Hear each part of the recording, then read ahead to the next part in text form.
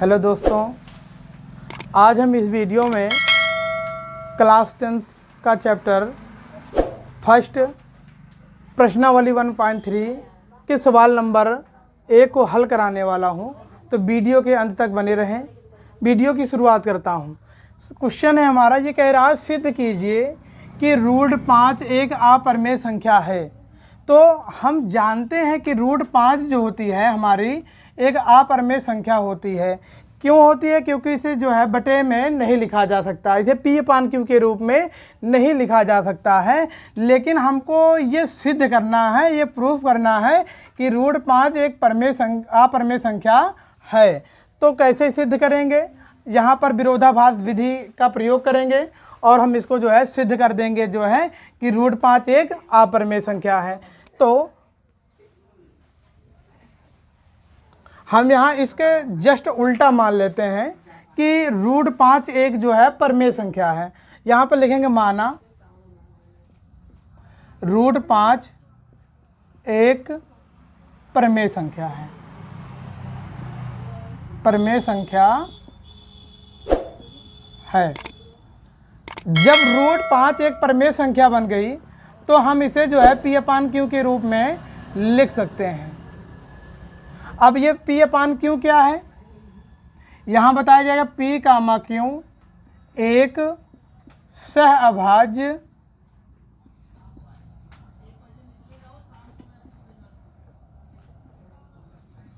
संख्या है। साथ ही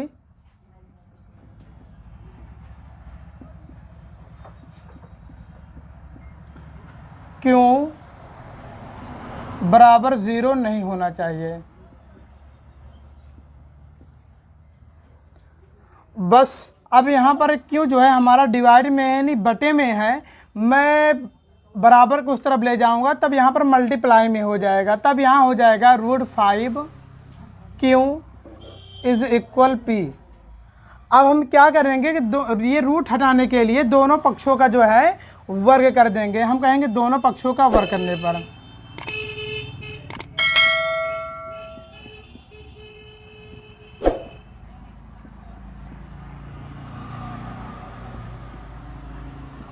दोनों पक्षों का वर्ग करने पर तो यहाँ पर हमारा हो जाएगा रूट 5 क्यू का होल स्क्वायर बराबर ही हमारा हो जाएगा P²। यहाँ पर रूट 5 को जब हम 2 बार जो है इंटू करेंगे तो हमारा सिर्फ 5 ही आएगा, और क्यू को जब 2 बार इंटू करेंगे तो हमारा Q² हो जाएगा। अब यहाँ बराबर लगा लेंगे, हमारा P² हो जाएगा। अब यहाँ पर हम जो है मैंने पिछली वीडियो में आपको प्रमेय 1.3 समझाया था। अब मैं उसी का प्रयोग करूँगा प्रमेय 1.3 से। ये 5 जो है P² को विभाजित कर रहा है। 5 या ऐसे कह लीजिए 5 P² को भाग करेगा।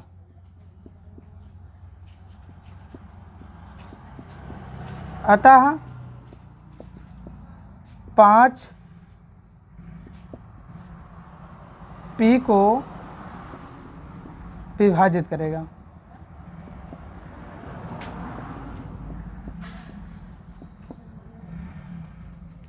यहाँ पर प्रमेय 1.3 है। मैंने पिछली वीडियो में समझाया ये चीज़ कहाँ कैसे लिया गया है। तो अब आगे चलते हैं। अब यहाँ पर मैं मानूंगा कि जो है P बराबर, यहाँ पर 5 रहता है तो 5 यहाँ लेना, 5 ले लेना। यहाँ पर 5 या कोई पूर्णांक भी ले लेना। P बराबर 5 m रखने पर मैंने ये जो रखा है अपने मन से, मैं आपको बता दूं कि जो है जैसे हम 5 को, जैसे 5 P² को विभाजित करता है तो उसी तरह हमारा ये हो जाता है। हमने सिर्फ इसको माना, इसमें भी थोड़ा मानना पड़ेगा। तो मैंने मान लिया P बराबर 5 m रखने पर हम इसे मान ले रहे, समीकरण हमारा 2 हो गया, यह हो गया समीकरण हमारा 1 हो गया। तो समीकरण 2 का मान समीकरण 1 में रखने पर, समीकरण 2 का मान समीकरण 1 में रखने पर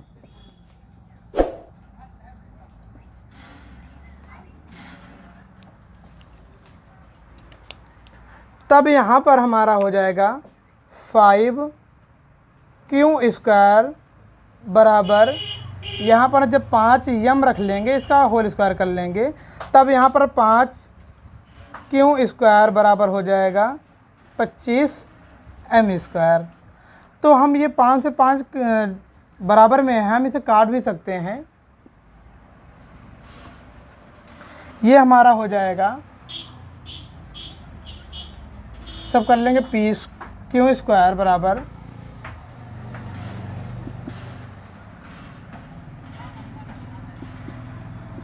बटे हमारा 5 हो जाएगा, 5 से 5 इसको काट देंगे, यहाँ पर 5 बच जाएगा, हमारा q² बराबर हो जाएगा 5m²। तो अब यहाँ पर गौर दीजिएगा बच्चों कि ये 5 जो है यहाँ पर इंटू है, जब बराबर उस तरफ जाएगा तब डिवाइड हो जाएगा। तब यहाँ हम प्रमेय 1.3 से मैं यहाँ पर कहूँगा कि 5q² को विभाजित करेगा।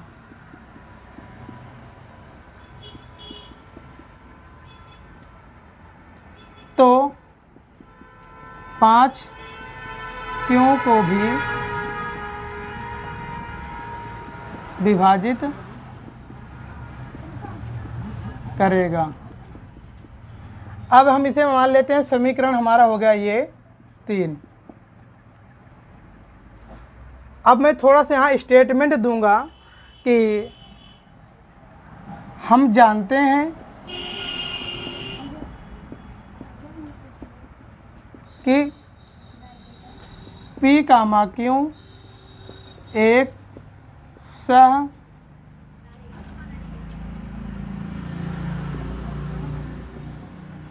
अभाज्य संख्या है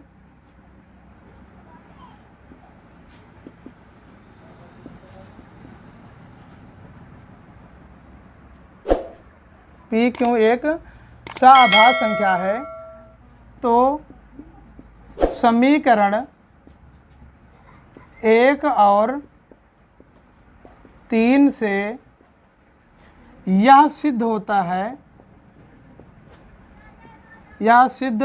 है कि P, Q का अतिरिक्त गुणनखंड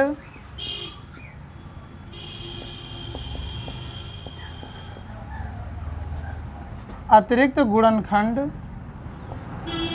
5 है।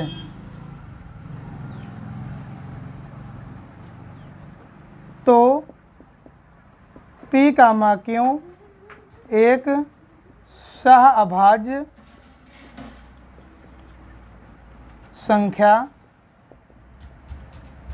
नहीं है। अतः हमारी कल्पना गलत है। यानी हमने ये मान रखा था कि PQ एक सह-अभाज्य संख्या है, तो ये सह-अभाज्य संख्या ना होकर के ये भाज्य संख्या जब बन गई, यानी मैंने जो माना था ये गलत हुआ। तो मैंने ये ऊपर वाला जो स्टेटमेंट माना था कि √5 एक अपरिमेय संख्या है, तो यह भी हमारा जो हो जाएगा गलत हो जाएगा। जब √5 एक परिमेय संख्या नहीं रहेगी तो उसके बदले में क्या हो जाएगी, अपरिमेय संख्या हो जाएगी। अतः हमारी कल्पना गलत है। इसलिए √5 एक अपरिमेय संख्या है। तो प्यारे बच्चों, जैसा कि मैंने यहाँ माना कि हम जानते हैं सबसे पहले कि √5 जो है हमारी एक अपरिमेय संख्या होती है, मैंने इसके जस्ट उल्टा लिया कि √5 जो है एक परिमेय संख्या है और √5 को मैं P/Q के रूप में लिख सकता हूं। और P/Q एक हमारी क्या होती है, सह-अभाज्य संख्याएं होती हैं। और उसके बाद मैंने जब यहाँ पर हल किया समीकरण 1 और समीकरण 3 का प्रयोग करके मैंने यह सिद्ध कर दिया कि √5 जो है एक अपरिमेय संख्या है। तो अब यहाँ पर ये हमारा प्रश्न जो है सिद्ध हो चुका है। अब यह प्रश्न जो है हमारा दूसरा, इसमें ये कह रहा है सिद्ध कीजिए कि 3 + 2√5 एक जो है अपरिमेय संख्या है। तो प्यारे बच्चों, ये सवाल जो है थोड़ा पहले वाले सवाल से क्या है, थोड़ा कम ही लगेगा और थोड़ा आसान भी है। तो मैं ये कहूँगा कि मैं जस्ट इसके उल्टा मान लूँगा। ये अपरिमेय सिद्ध करने के लिए कह रहा है, तो मैं कहूँगा भैया ये परिमेय संख्या है। यानी इसके तुरंत विरोध यानी कि उल्टा कर मान लूँगा कि मैं ये कहूँगा कि भैया कि 3 + 2√5 एक क्या है, परिमेय संख्या है। तो माना 3 + 2√5 एक परिमेय संख्या है, परिमेय संख्या है। तो जब ये परिमेय संख्या हो गई तो हम इसको जो है P/Q के रूप में लिख सकते हैं। यहाँ हम बताएंगे 3 + 2√5 ये हमारा हो जाएगा P/Q। थोड़ा मैं यहाँ पर लिखूँगा तो P/Q हमारे ऐसे धनात्मक पूर्णांक है, यहाँ लिख दूँ P/Q एक सह अभाज्य संख्या है, साथ ही Q बराबर 0 नहीं है। ये लिखने के बाद में मैं इसको थोड़ा सा हल करूँगा। ये हमारा जो 3 इधर प्लस में है, जब बराबर को तरफ ट्रांसफ़र करूँगा तब हमारा माइनस में हो जाएगा। ये हो जाएगा 2√5 बराबर हो जाएगा P/Q। ये हो जाएगा -3 अपान में एक लगा सकता हूँ, और यहाँ पर हमारा हो जाएगा 2√5 बराबर में हो जाएगा, जब ये जाकर इसमें इंटू होगा, ये जाकर इसमें इंटू हो जाएगा, तो ये हो जाएगा हमारा P-3Q। अब यहाँ 2 जो है इंटू में उधर जाकर हमारा डिवाइड में हो जाएगा। हमारा ये मानना है कि √5 अभी मैंने सवाल नंबर पहले में सॉल्व किया, हल किया कि √5 एक जो है अपरिमेय संख्या है। तो मैं कोशिश हमारी ये है कि मैं इधर किनारे जो है √5 अकेला ही रखूँ। तो यहाँ पर 2 जो है इंटू में है, उधर जाकर हमारा डिवाइड हो जाएगा। तब यहाँ √5 बराबर हो जाएगा P-3Q अपान हो जाएगा ये 2Q हो जाएगा। अब मैंने सवाल नंबर पहले में ये √5 जो है एक अपरिमेय संख्या सिद्ध की थी, तो बस यहीं पर थोड़ा सा लिख दूंगा, चूँकि P/Q एक पूर्णांक है, एक पूर्णांक है, तो यहाँ पूर्णांक भी लिखा जा सकता है। P/Q एक धनात्मक पूर्णांक है, तो ये हमारा हो जाएगा, बताएंगे भैया P-3Q/2Q एक परिमेय संख्या है, एक परिमेय संख्या है। तो √5 भी एक परिमेय संख्या होगी, परंतु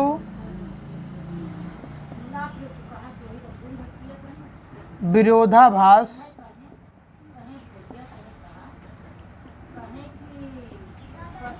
उत्पन्न होने के कारण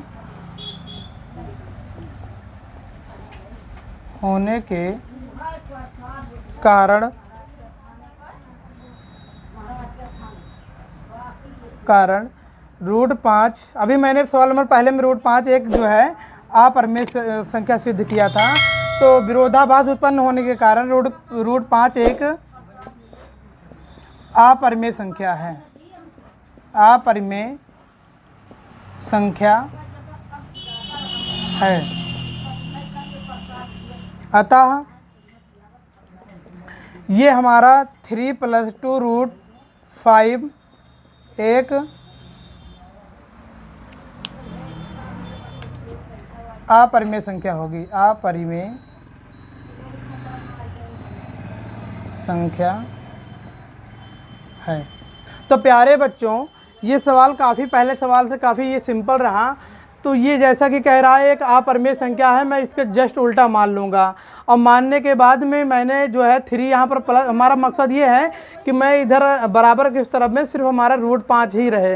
तो मैंने 3 यहाँ पर प्लस में था, उधर जाकर माइनस कर दिया, 2 इधर इंटू हो रहा था तो उधर जाकर क्या हो गया, डिवाइड हो गया। तो मैं पी और क्यों एक हमारे ऐसे धनात्मक पूर्णांक हैं, मतलब ये हमारी परिमेय संख्या है। तो रूट अगर ये परिमेय संख्या तो ये भी आपकी परिमेय संख्या होनी चाहिए। लेकिन प्रश्न 1 में मैंने सिद्ध किया कि रूट 5 जो है एक अपरिमेय संख्या है, तो हमने बता दिया भैया 3 + 2 रूट 5 एक जो है अपरिमेय संख्या है। तो यहाँ विरोधाभास विधि का प्रयोग किया गया है। तो मैंने जो ये स्टेटमेंट जो मैंने ये माना 3 + 2 रूट 5 जो है एक परिमेय संख्या है, तो विरोधाभास विधि से यह हमारा जो है गलत साबित हो गया और हमारा 3 + 2 रूट 5 जो है एक परिमेय संख्या सिद्ध हो गई। तो उम्मीद करते हैं ये सवाल समझ में आया होगा।